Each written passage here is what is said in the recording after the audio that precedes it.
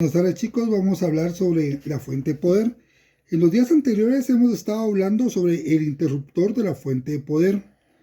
Por ejemplo, si ustedes se dan cuenta acá, yo tengo 230, lo que equivale a nuestro país a 220. Eso significa que aquí en la casa yo tengo 110, entonces no pasa la energía necesaria para que pueda encender. Se recuerdan que en la prueba venía una pregunta relacionada con eso, que decía, ¿qué pasa si la muesca está en 230 y la corriente de la casa es 110? ¿Qué puede pasar? Que no va a encender. Esa era la respuesta correcta. Entonces aquí podemos observar esa parte. Y ahora vamos a hacer un cambio. Por ejemplo, vengo y cambio la muesca y le doy a 110. Y se dan cuenta que en este momento sí enciende.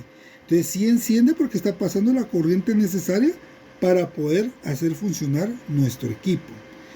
Entonces es muy importante que siempre nosotros, si no enciende la computadora, siempre revisemos la muesca o interruptor de voltaje.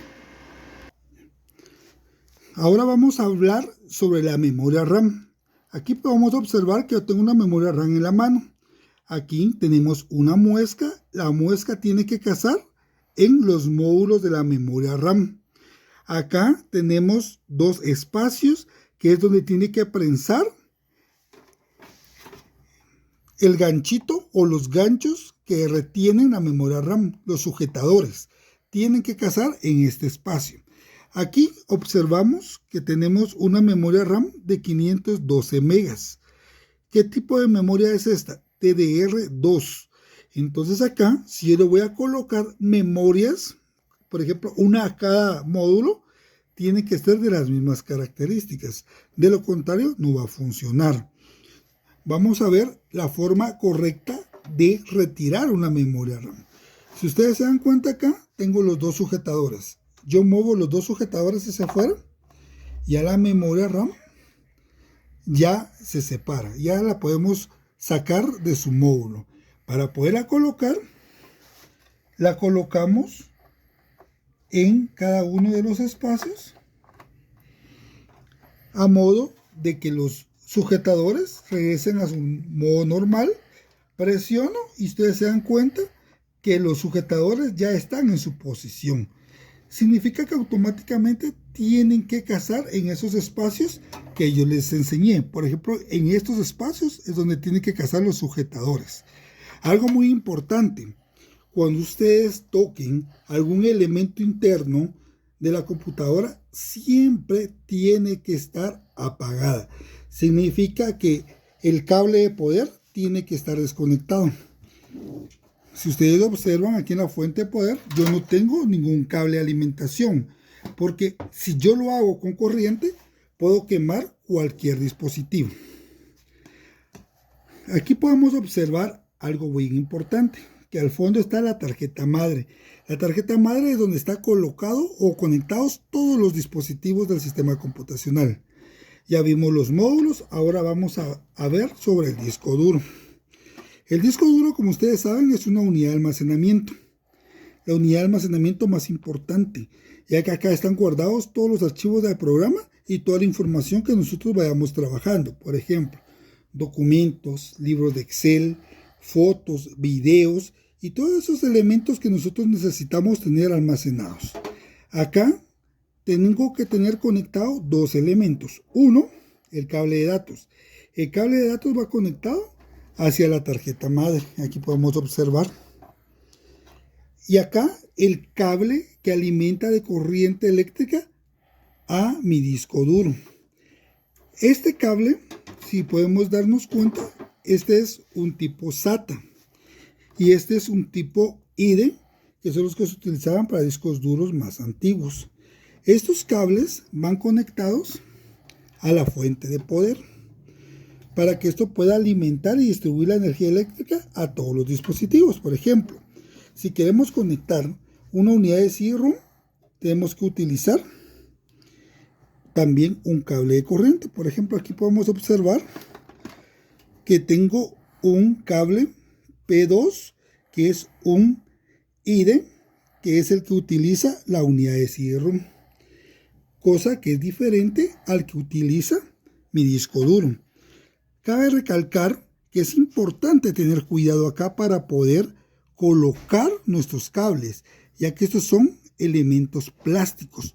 Recordemos que siempre esto tiene un lado, no puede ingresar a la fuerza, tiene que ingresar de forma sencilla y fácil. El día anterior en la clase una alumna me decía, profe, ¿será que yo solita puedo cambiar un disco duro? Claro que sí. Si ustedes se dan cuenta, solo es de desconectar el cable de datos y el cable de corriente. Entonces ya con eso ya podemos ver nosotros cómo podemos conectar y desconectar memoria RAM y disco duro. Ahora vamos a ver sobre la parte trasera de mi case. Por ejemplo, ustedes pueden observar acá que tengo dos puertos. Esos puertos son redonditos. Esos se llaman mini DIN. Estos mini DIN se utilizaban específicamente para el teclado y para el mouse. Acá teníamos que tener cuidado de conectar en el lugar que correspondía. Tener cuidado que los pines cazaran en los orificios para que no se doblaran.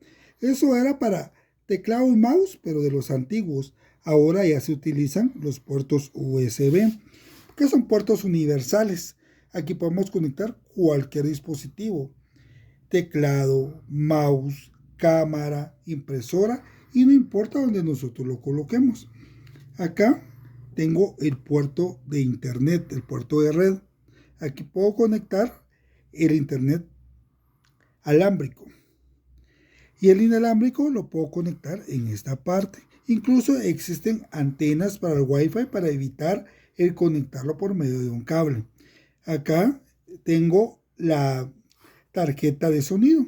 La tarjeta de sonido que tiene esta es algo especial porque aquí puedo conectar más bocinas.